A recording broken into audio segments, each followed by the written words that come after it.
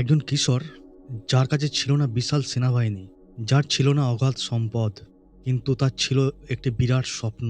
সেই স্বপ্নটা হলো নিজের মাতৃভূমিকে স্বাধীন করা। সেই ছেলেই একদিন ইতিহাসের পাতায় অমর হয়ে ওঠে। তার নাম ছত্রপতি শিবাজী মহারাজ।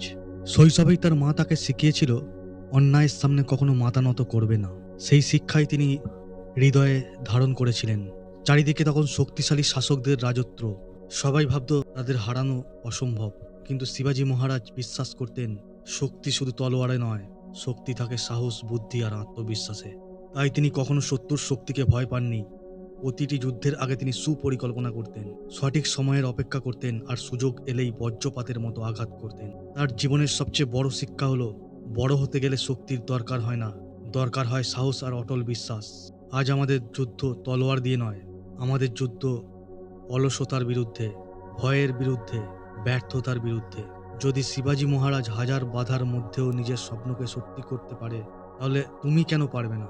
মনে রেখো, পরিস্থিতি মানুষকে মহান করে না, মানুষের সাহসী পরিস্থিতিকে বদলে দেয়। তাই আজ থেকে ভয় নয়, নিজের স্বপ্নকে বিশ্বাস করো, কারণ ইতিহাস সবসময় তাদেরই মনে রাখে যারা অসম্ভবকে সম্ভব করার সাহস রাখে। জয় ভবানী, জয় শিবাজী।